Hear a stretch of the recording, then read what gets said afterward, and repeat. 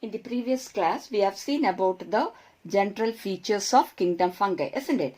Today we can see about the different classes of kingdom fungi. Fungi is divided into 4 classes. On what basis the fungi is divided into 4 classes? It is based on morphology of mycelium. What is that morphology of mycelium? Based on the external features of the mycelium or the hyphae. What is hyphae? This elongated slender structures are called hyphae. Actually, this develops from a spore, isn't it? Then a network of hyphae is called as mycelium. So, based on the nature of the mycelium, that is whether it is aseptate or septate, then another character is based on the mode of spore formation, that is whether the spores are produced asexually or it is produced sexually, and based on the fruiting bodies produced by the fungi, the fungi kingdom fungi is classified into 4 classes. Okay, what are the 4 classes? Phycomycetes, Ascomycetes, Basidiomycetes and Deuteromycetes. One by one we can see that. First we can see about Phycomycetes. So when we see the habitat of this fungi, they can be seen in aquatic habitat, or we can see them growing on decaying woods, or wherever moist condition is there, that is moist or damp places also we can see them growing. Then they can also be seen growing as obligate parasites in plants. That is, some of them are parasites.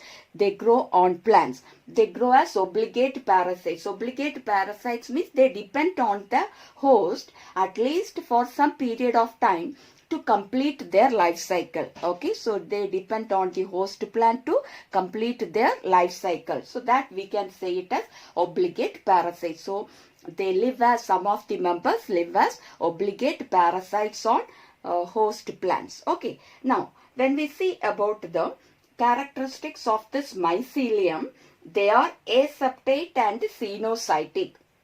What is aseptate? A means absence. What is septa? Septa means cross wall. So absence of cross wall. So here you can see this is a hypha, and in this you can see there is no cross wall, isn't it? A mass of cytoplasm with many nuclei. A multinucleated cytoplasm is seen. So this condition we can say it as cenocytic hyphae. Okay, so what is cenocytic hyphae? Hyphae with a mass of cytoplasm with many nuclei or multinucleated cytoplasm is called a cenocytic hyphae. So from where this hypha is developing? From a spore. A spore develops into this hypha, and this hypha is aseptate and cenocytic. Okay, so this is the nature of the mycelium. Now when we see about their reproduction, they used to reproduce by asexual method as well as sexual method. Asexually, they reproduce by producing spores, asexual spores called zoospores and aplanospores. Okay, the zoospores are motile. What do you mean by motile? They can move from one place to another. Okay, so these zoospores will be moving. So they are said to be motile. Motile means they are capable of movement. Okay, so zoospores can be produced, or aplanospores can be produced. Aplanospores means they are non-motile. Okay, so where they are produced, they remain there, or it has to be carried by the wind or water. Okay, so zoospores and aplanospores are the asexual spores which are produced by the by the members of Phycomycetes. And where these spores are produced, they are produced inside structures called sporangium. See, this is actually a fungi called a rhizopus. Okay, this is the structure of rhizopus. This is the common bread mold. When you keep a moist bread for 2 days, you can see the fungi growing on that. This is the bread mold called the rhizopus, and this is the hypha which you can see on the soil surface, very minute. If you keep the bread on the bread surface, you can see. Then above that you can see like this outgrowths will be there. That is called sporangiophore.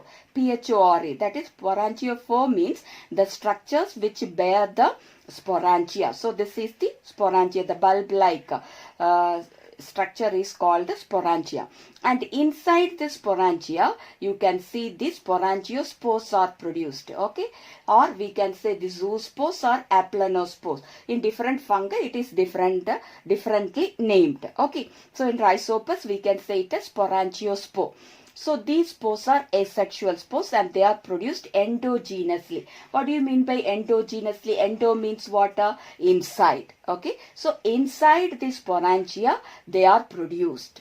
That's why we can say the asexual spores are produced endogenously. Okay. Then this is how they reproduce asexually. And if you see the sexual reproduction, they used to produce the spores called zygospore.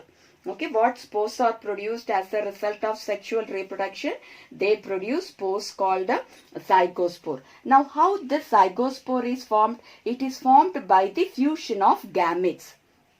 Male and female gametes are produced and these gametes will fuse together to form the zygote, and the zygote will undergo meiosis and they produce the spore called a zygospore. Okay, now they produce different types of gametes. That is, different members will be producing different types of gametes. It can be, the gametes can be of similar type.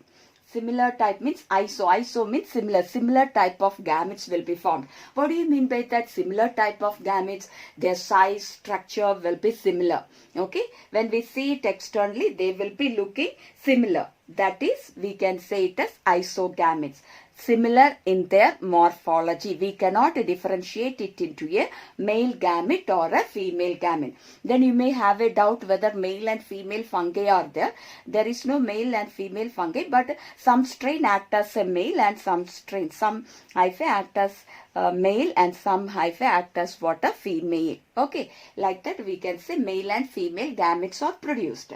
So iso means what? A similar type of gametes will be produced. They will be similar in their morphology. Now anisogametes, that is, different types of gametes can also be produced. Different types means one may be non-motile, one may be motile, or when we see their structure, it will be differing.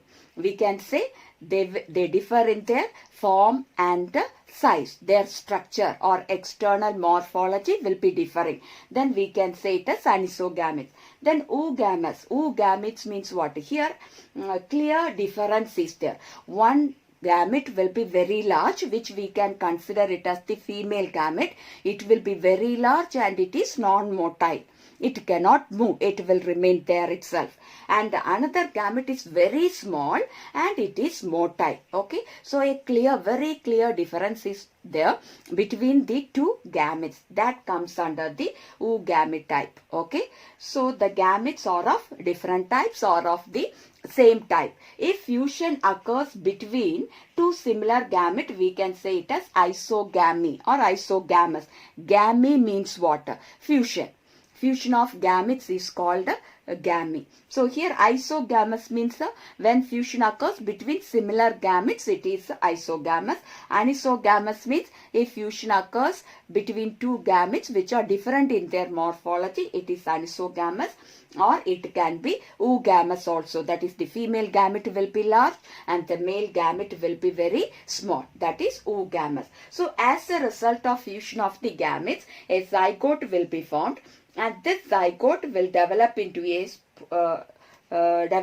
the spores called the zygospore. That is, the zygote will undergo meiosis and it produces the spores called the zygospore. Okay, these spores can withstand extreme environmental conditions also. Okay, because they will be surrounded by very thick wall.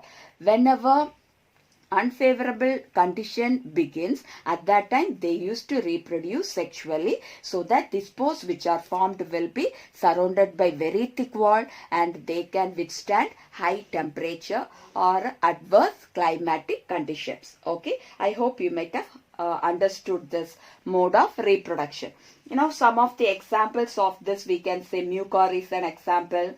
Albuco. Albuco actually it is a parasitic fungi which grows on mustard plant. Okay, it is a parasitic fungi which grows on mustard plant. Then another example is the Rhizopus.